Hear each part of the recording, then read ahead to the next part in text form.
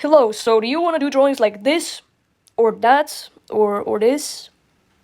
Well, I bet you don't, but in case you do, here's a tutorial on how I do them. Except for rendering and coloring, that's for another video, because I don't know how to explain that. So I'm gonna start with the easy stuff, how I draw heads. It's literally just this, like this line determines everything. So for example, if I want to do it, a face facing the other way, it would be something like that. Then a face facing forward, something like this. It takes practice to master this. I am not a professional artist. I am 14. I don't know what I'm doing. My birthday's in 4 days too, by the way. So I'm pretty excited for that. But yeah, these are how I draw faces. Pretty simple. Now moving on as to how I draw hairs and all that stuff. So I'm gonna draw a face. We can use as default for the hairs I'm gonna be drawing. Okay, now that we have this, I'm gonna teach you guys how I draw Eddsworld characters' hairs. So first with Tom, I usually draw his hair something like this. It's pretty easy. Well, to me it is. He has 4 spikes counted. At least when I draw him, I always draw him with just 4 spikes in his hair. And if it's Zombie Tom, I do this. It's like a bone. And it's like, wow, Zombie Tom. And, well, I almost say Tord. And, well, if it's a zombie, I usually also add, like, this cool thingy on the side of his face. That's, like, a scratch. Now, moving on to Ed, I usually draw it like this. With the bangs facing forward. Yeah, it's like that. It's pretty simple. With Tord, I usually do his bangs facing this way, but sometimes I can also do them facing the other way. That's pretty rare though. His horns, I draw them like this, and then yeah, something like that, and a little bit of a thingy right here, like the same thing that it has. Tord has it too. And yeah, that's how I draw Tord's hair. Now with Matt, with Matt, I usually draw his bangs facing in like this. Well, not like that. Sorry, like this, and he has 4 spikes counted in his hair, like that. If I'm drawing Vampire Matt though, I usually do his ends like this, so it's like, I'm a vampire. No, that one, yeah.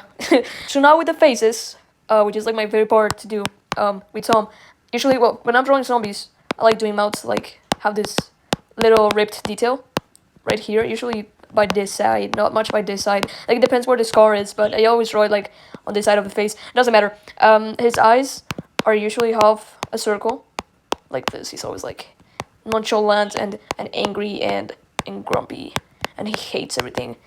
He has black sockets, so something like that. That's how I draw Tom's face. If he's happy, if he's happy though, I usually do like, pretend there's no scar there. His eyes, I do them like that, so he's like, yay, I'm happy. I don't know why. Something like that. It doesn't have to be that complicated, It also depends, like, how complex I'm making it. If I'm making, like, a more complex thing, I could draw, like, the lips and, the folds of the face, like that. If you want your drawing to have a little bit more of essence, you can always add, like, these folds in the face.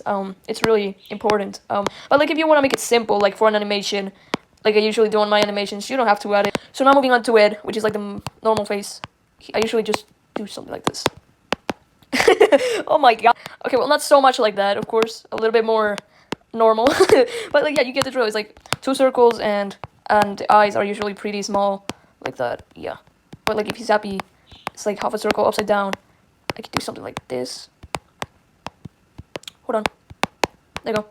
Something like that, If he's, like, annoyed or like, angry, it'll be something like this. It'll be like, yo. Like, You know what I mean? Well, I mean, the eyes are a little bit too big. Like, usually for my animations, I make them a tiny bit tinier than that. Something like that. Yeah, that's how I draw Ed. So now with Tom, so now with Tord, I usually add his little band-aid on the side of his face, but not always. Sometimes I forget about it. He's usually, like, a pretty chill person, so he's like, yeah, 80 gigabytes of hentai. He's sort of a jerk, but, like, he can also be surprised. He can be like, oh my god. Oh yeah, I also really like drawing tongues like this, like with this little overlap like that. You could be like, oh my god, It could be something like that.